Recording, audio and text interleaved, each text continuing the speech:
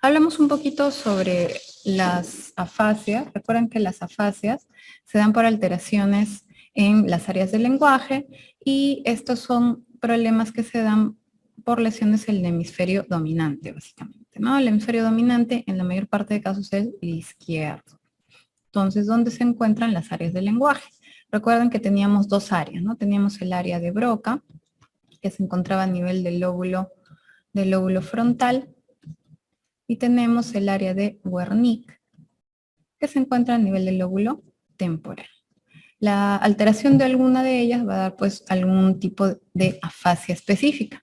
Por ejemplo, con algunas características también específicas, ¿no? Si hay una lesión en el área de Broca, netamente la fluencia va a estar alterada, si la vamos a poner, la comprensión va a estar relativamente buena, no va a haber repetición y tampoco va a nominar.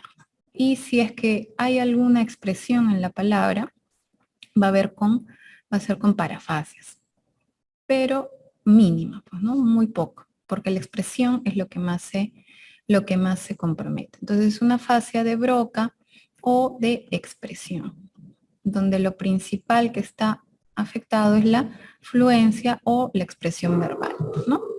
El área de Wernicke, si hay una lesión o una afasia de Wernicke, se da por la lesión en el área de Wernicke, que está en el lóbulo temporal, como ya habíamos dicho. Aquí la fluencia sí está bastante buena, la comprensión nula totalmente, la repetición también nula totalmente y la nominación más o menos. No le digo más o menos porque podría dar algunos nombres de cosas, pero aquí sí la cantidad de parafasias, es decir, le cambia el nombre, por ejemplo, en lugar de decir silla puede decir mesa o puede decir una palabra totalmente completa, completamente diferente. Es mucho más frecuente en las afasias de Wernicke. Entonces, es una afasia sobre todo de comprensión, ¿no? Donde la comprensión es lo que está afectado. En las afasias transcorticales no se dan por la lesión directamente del área del lenguaje, sino de zonas que los circundan o los conectan. Entonces, en estas afasias transcorticales, lo que los diferencia de las otras, la Broca o la Wernicke, va a ser la repetición donde sí va a estar todo ok, ¿sí? Y de las transcorticales van a haber dos tipos. Va a haber la transcortical motora, que se parece a la de Broca, solo que aquí sí la repetición está normal, y va a haber la transcortical sensitiva, que se parece a la de Wernicke, pero la repetición está normal. Es decir, nosotros diferenciamos las afasias transcorticales de las corticales porque la repetición está conservada, ¿no? Teniendo algunas características similares a las de Broca. Por ejemplo, la afasia transcortical motora, la fluencia también va a estar alterada, la compresión va a estar relativamente buena, la repetición va a estar buena y la nominación también puede estar nula o más o menos, ¿no? Y también es variable, por eso no lo coloco tanto. La principal diferencia es la repetición. Y la fase transcortical sensitiva, que se parece a la de Wernicke, la fluencia va a estar buena, la comprensión nula, la repetición buena y esto también más o menos, ¿no? Entonces, esa es la principal diferencia. En la fase global quiere decir que está afectada tanto el área de Broca como de Wernicke, entonces nulo toda la comprensión, ni la fluencia, ni la repetición, ni la nominación. Nada que ver. Y en la fase anómica es un tipo de afasia específica o muy característica de los inicios en la enfermedad de Alzheimer. En la enfermedad de Alzheimer. Entonces ahí, ¿cómo se caracteriza? Porque la fluencia va a ser normal, va a comprender también, la repetición va a estar muy bien, pero la nominación, es decir, darle nombre a los objetos que le pedimos, por ejemplo, le mostramos un reloj, le mostramos un lapicero, no va a poder encontrarlo y va a tratar de describir el objeto, eso se llaman los circunloquios, ¿no? Eso sirve para escribir, o eso es de color amarillo, eso es de color azul, pero no va a llegar a dar el nombre, no va a llegar a dar el nombre de las cosas, ¿no? Entonces, eso es lo característico de esta fase anómica. Listo. Entonces, vamos a retroceder a la parte, disculpen el desorden, a la parte de médula, que es lo que también nos estaban preguntando aquí. La médula también es una estructura del sistema nervioso central. Ya habíamos dicho, la diferencia con encéfalo es que la parte central corresponde a la sustancia gris y la parte periférica a la sustancia blanca, ¿no? Recordemos que la sustancia gris tiene los cuerpos neuronales o los somas neuronales y la sustancia blanca los axones, generalmente con mielina, ¿no? Por eso es blanquecino. La médula espinal sirve como un conducto por donde pasan los haces nerviosos de diferentes tipos, ya sean motores, los que van a descender hacia la médula. Tenemos las fibras sensitivas que van a entrar de la periferia y van a llegar más bien a ascender hacia el sistema nervioso central. Y tenemos otras fibras que descienden, que van a servir para modular tanto la parte motora o sensitiva, que no vamos a tomar mucho en cuenta ahora porque son demasiado complejos. Entonces, quiero de aquí que nos llevemos alguna cuestión anatómica muy básica, ¿no? Aquí tenemos en la parte central, como que en forma de H, todo lo que es la sustancia gris. Y de aquí lo que me interesa es que miremos esta zona que se llama el asta anterior. Aquí en el asta anterior es donde se encuentra el cuerpo de la segunda motoneurona, que eso también me preguntaron. Aquí está el cuerpo de la segunda motoneurona, ¿no? De la segunda motoneurona. Esto se llama el asta anterior. Muy bien, eso. Después tenemos aquí el fascículo córtico espinal lateral, que es por donde está descendiendo la vía piramidal.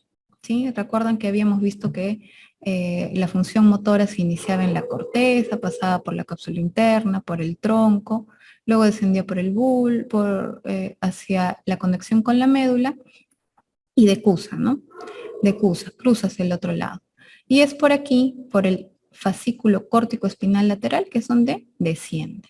¿Sí? Entonces aquí está la vía motora, ¿sí? Fascículo córtico espinal lateral. Y tenemos también por aquí, ya hablando de la parte sensitiva, las estructuras sensitivas, vamos a tener dos zonas muy importantes. Vamos a tener el fascículo espinotalámico lateral, ¿sí? Que es este fascículo, quiere decir que contiene las fibras nerviosas, ¿sí? Si es sensitivo, quiere decir que el estímulo está ingresando hacia la médula y de la médula está ascendiendo al sistema nervioso, hacia el cerebro, ¿no?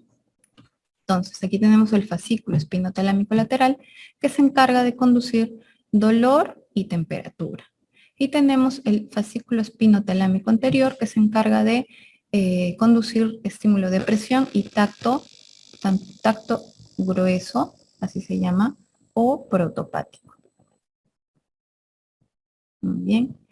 Estos dos fascículos son bastante similares, por eso cuando veamos aquí por dónde van, vamos a tratar solamente con el fascículo espinotalámico lateral, porque son muy similares en su recorrido. Luego tenemos en la parte posterior los cordones posteriores, ¿no? Valga la redundancia, que son estos. Este es el grácil y este es el cuneiforme, ¿sí? Estos conducen sensibilidad especial que llega desde fuera hacia el sistema nervioso, hacia el cerebro, que trata de la posición, ¿sí? La propiocepción se llama, la vibración, la presión y el tacto epicrítico, ¿no? Tacto epicrítico o fino, tacto fino o epicrítico en los cordones posteriores. Muy bien, entonces en la parte motora tenemos el asta anterior con el cuerpo de la segunda motoneurona, tenemos el fascículo córtico espinal lateral por donde desciende la vía piramidal, y en la parte sensitiva de este lado tenemos el fascículo espinotalámico lateral, el fascículo espinotalámico anterior y los cordones posteriores. Muy bien. ¿Y cómo es que va la vía? Y eso nos va a ayudar para comprender un poco lo que nos han preguntado sobre el síndrome de Brown-Séquard. Como todo estímulo sensitivo, proviene pues de la parte externa de nuestro cuerpo, ¿sí? Ya sean nuestras manos, nuestras piernas, etc. Entonces, ¿qué es lo que sucede? Vamos a ver, por ejemplo, aquí la vía espinotalámica lateral. Las fibras nerviosas o los receptores que perciben este tipo de sensibilidades van a ingresar a través del asta, ¿sí? de la raíz posterior sensitiva. Recuerden que aquí teníamos el ganglio sensitivo, donde está nuestra neurona pseudounipolar. Esta emite su bracito hacia la médula espinal y en ese momento, cuando llega al asta posterior, es que va a ser una sinapsis, una primera sinapsis. Aquí está el cuerpo de la segunda motoneurona sensitiva, referida al tipo de sensibilidad de dolor o temperatura, ¿no? Inmediatamente de la sinapsis, esta cruza al lado contralateral, y asciende a través del fascículo espinotalámico lateral, ¿sí? Que habíamos visto aquí. Por ahí va a ascender directamente, bastante largo, y esto lo va a hacer directamente hasta que llega al tálamo, que se encuentra aquí. En el tálamo va a ser la segunda sinapsis, ¿sí? Y este cuerpito neuronal va a emitir sus fibras hasta llegar al área sensitiva primaria que se encuentra en el lóbulo parietal, ¿sí? Entonces, no se olviden, esta es la vía espinotalámica lateral, ¿sí? Ingresa directamente hacia la primera sinapsis, esta asciende a través del fascículo espinotalámico lateral y de ahí directamente la última sinapsis en el tálamo. Entonces, en la parte sensitiva van a haber 3 neuronas sensitivas y 2 sinapsis. Muy bien. ¿Qué más? Y el otro tipo de sensibilidad es la sensibilidad profunda, propioceptiva, vibración y también epicrítica, ¿no? Es decir, tacto distintivo, muy acucioso, nos permite distinguir cosas mínimas, ¿no? ¿Qué es lo que sucede con ello? Ingresan a través de los receptores también específicos, van hacia su ganglio sensitivo y está aquí donde se encuentra la neurona sensitiva, el cuerpo de la neurona sensitiva, quien emite la fibra o raíz posterior hacia la médula. Este ingresa directamente y va a los cordones posteriores sin hacer sinapsis, ¿sí? Esta no hace sinapsis ahí, asciende directamente y cuando llega al tronco encefálico hace la segunda sinapsis. Perdón, la primera sinapsis donde se encuentra la segunda neurona sensitiva. Y esta inmediatamente va a cruzar, va a decusar y va a ascender por un fascículo que se llama el leminisco medial, ya estando en tronco encefálico. Esta asciende directamente también hacia el tálamo, ¿sí? Tálamo, y ahí se da la segunda sinapsis y sale la tercera neurona sensitiva, también hacia la corteza parietal sensitiva primaria, ¿no? Muy bien. Entonces ahí tenemos los dos tipos de sensibilidad más importantes. Entonces, en relación a ello se van a dar pues manifestaciones clínicas de acuerdo a la lesión. Por ejemplo, si tengo yo una lesión de sección medular completa, total, vamos a tener compromiso tanto de la parte motora, que es esta, ¿sí? Como que la parte sensitiva bilateral en sus dos tipos, ¿no? Tanto la profunda como la superficial. Entonces, por debajo de la lesión, en la sección medular, va a haber o una cuadriparesia o una paraparesia. Cuadriparesia cuando hay lesión a nivel cervical y paraparesia cuando hay lesión a nivel dorsal. ¿No? No se olviden.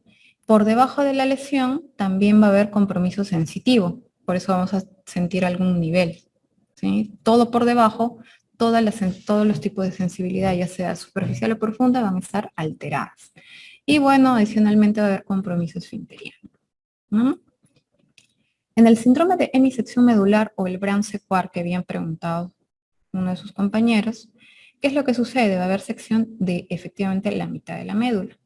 ¿Qué estructura se está comprometiendo? Está comprometiendo los cordones posteriores, perdón. Está comprometiendo los cordones posteriores, ¿sí? Está comprometiendo también la vía sensitiva y está, perdón, la vía motora, que es esta de aquí, ¿sí? Y el costadito que está por acá es la vía sensitiva, superficial. Ahora, ¿por qué se manifiesta de uno u otro lado? Recordemos lo que es la anatomía. ¿Qué es lo que sucede?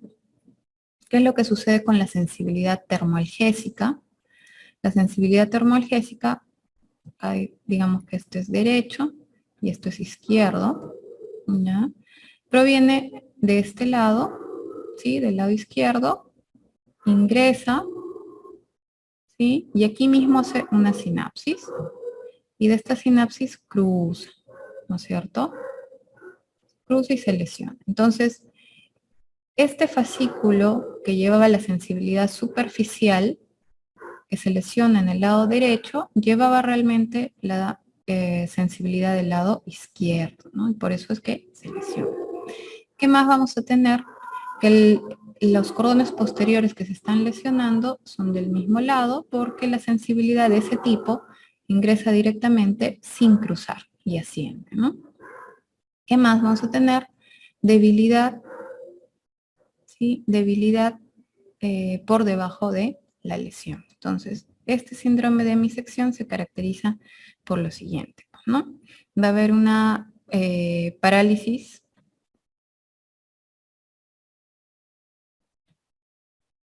espástica, ipsilateral, porque aquí esto ya cruzó. Recuerden que la decusación motora es en la médula, aquí, perdón, en la final del bulbo. ¿Sí? Ipsilateral. Luego vamos a tener compromiso sensitivo profundo, digámoslo así, profundo, también ipsilateral, ¿no? Cordones posteriores ipsilateral. Y vamos a tener sensibilidad superficial, superficial contralateral, ¿no? Alterada. ¿Sí? Espero que se haya entendido. Muy bien. Seguimos. Tenemos el síndrome centromedular y aquí o síndrome siringomiélico o siringomelia, ¿no? Que es la principal causa de este síndrome centromedular. ¿Qué es lo que sucede? El agujero del epéndimo, que también está en la médula, empieza a crecer y empieza a lesionar algunas estructuras cercanas. Y recordemos que las estructuras cercanas corresponden a la sensibilidad superficial, que venían por aquí, hacían su cruce por acá, ¿no? De ambos lados. Uy, perdón. Hacían su cruce por ambos lados. ¿Sí? Por eso se lesionan ambos lados de la sensibilidad superficial o termoalgésica, pero la parte de cordones posteriores está prácticamente indemne. ¿No? Entonces, esto produce lo que se llama la disociación sensitiva. Disociación sensitiva. Hay un síndrome de cordones posteriores, generalmente en la tabes dorsal. Tabes dorsal es una manifestación de una sífilis terciaria, ¿no? Compromiso por sífilis. Y eso solamente va a afectar los cordones posteriores y esto se va a caracterizar por una ataxia sensitiva, básicamente, ¿no? En cambio, la sensibilidad superficial está normal. Tenemos la degeneración combinada subaguda, que se da generalmente por alteración o por déficit de vitamina B12, puede ser también de zinc. ¿Qué es lo que sucede ahí? Hay compromiso de los haces piramidales, que son el fascículo córtico lateral y también los cordones posteriores. Aquí va a haber ataxia sensitiva más paraparesia generalmente, predominando grandemente o de forma muy importante la ataxia, ¿no? Es lo primero que aparece, la ataxia y paraparesia. ¿Qué más va a haber? El síndrome de asta ventral, que puede darse generalmente en alteraciones de motoneurona inferior, como son, por ejemplo, la atrofia espinal. Son enfermedades degenerativas solamente de la segunda motoneurona, ¿no? Atrofia espinal. generalmente congénitas. Y el otro grupo es la alteración de los sectores de la motoneurona, tanto inferior en el asta anterior y el as córtico-medular, que conduce las fibras de la primera motoneurona. Es decir, va a haber afectación de primera y segunda motoneurona. Esto se puede encontrar en la esclerosis lateral amiotrófica, por ejemplo, ¿no? Que es una enfermedad degenerativa. Y tenemos el síndrome medular anterior, que es un cuadro básicamente por isquemia, porque la irrigación de la médula corresponde a 3 arterias, una arteria espinal anterior y 2 arterias espinales posteriores. Los 2/3 anteriores de la irrigación de la médula depende de esta, de la arteria espinal anterior, y por lo tanto va a haber compromiso tanto de las fibras motoras como de algunas fibras sensitivas por debajo de la lesión, ¿no? Pero sí respeta la parte de la sensibilidad profunda, ¿no? Muy bien. Entonces, ¿qué es lo que va a haber? Va a haber una paraparesia o cuadriparesia con alteración sensitiva superficial, pero también respeta los cordones posteriores. Muy bien. Eso es lo que nos queda pendiente de la médula. Y nos faltaba esta parte, que disculpen que estaba un poco desordenado. Seguía esta diapositiva. En la médula o en la médula van a generarse las raíces nerviosas, que son la conjunción o la unión de la raíz sensitiva posterior y la raíz motora anterior, ¿no es cierto? Y eso es lo que van a formar las raíces nerviosas. Estas raíces nerviosas se van a distribuir a nivel de los diferentes segmentos cervical, dorsal, lumbar y algunos sacro, ¿sí? Ahora, cada raíz nerviosa va a tener una función motora y una función sensitiva. Por eso es que hablamos de dermatoma y de miotoma. Dermatoma habla sobre la función sensitiva específica de cada raíz nerviosa.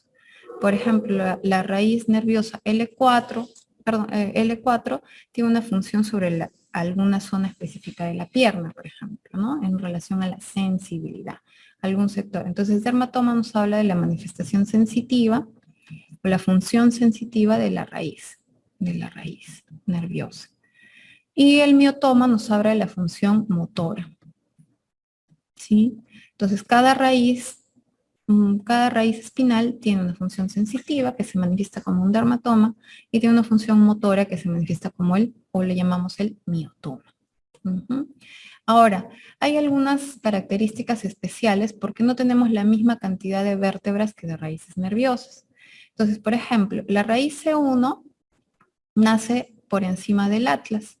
No soy buena dibujando, así que todas las vértebras serán iguales, solamente para poder entenderlos, ¿no? El atlas es la vértebra cervical 1, cervical 2 y el axis el 2, ¿no? Con su cosita ahí. Bueno. Entonces, la característica es de que la raíz C1 nace por encima del atlas. La raíz C2 van a ser entre las vértebras C1 y C2. Entonces C1 y por aquí va a estar C2, ¿no? ¿Sí? Todo así sucesivamente hasta que llegamos a las vértebras C7 y T1. ¿Se dan cuenta? Hay una raíz que es C8, pero no hay una vértebra C8. Entonces, así sucesivamente hasta que llegamos a la raíz o a las vértebras C7 y acá tenemos a la dorsal 1.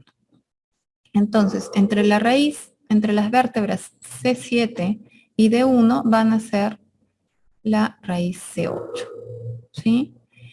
Y ahí es donde se pierde esa distribución. Entre la D1 y D2, entonces van a ser la dorsal 1. Entre la D2 y la D3 van a ser la D2. Si ustedes se dan cuenta, por encima de este cambio que tenemos, por encima de esto, la raíz corresponde a la vértebra inferior, ¿sí? Es decir, entre C1 y C2 va a corresponder al número en relación a la vértebra más abajo, que es C2.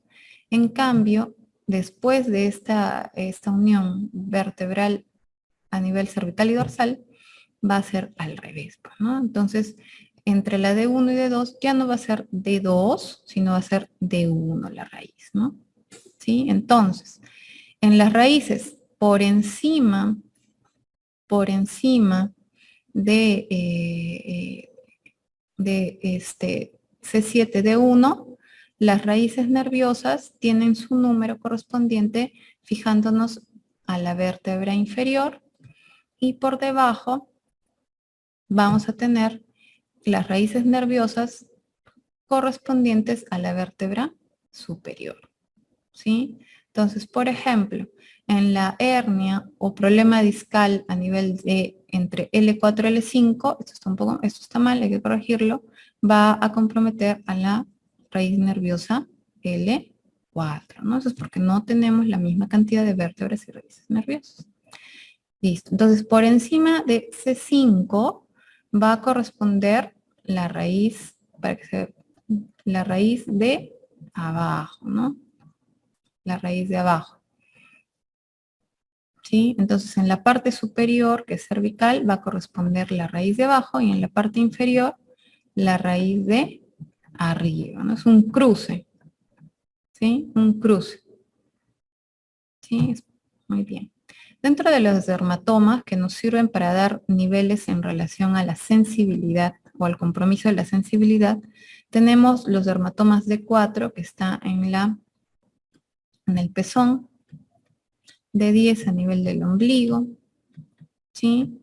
L5, por ejemplo, nos da la sensibilidad en la parte lateral de la pierna y el muslo, y del segundo al cuarto dedos del pie.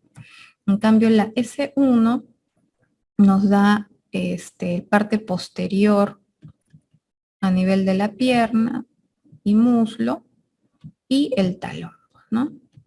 Y acá hay que corregir acá las raíces S2 a S4 van a dar la sensibilidad del perineo.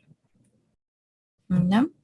Y los reflejos también nos hablan de la función adecuada de las raíces nerviosas. Si, por ejemplo, se afecta la raíz nerviosa L2, L3 y L4, el reflejo rotuliano va a estar afectado. ¿Sí? Entonces, de eso dependen los reflejos, de que las raíces que las originan o las que provienen estén también indemnes. Entonces, por ejemplo, yo les había dicho, el rotuliano depende de la raíz L2, L3 y L4. El reflejo aquileo depende de la raíz S1, netamente. El reflejo bicipital depende de las raíces C5, C6 y el reflejo tricipital de C7 y C8. ¿No?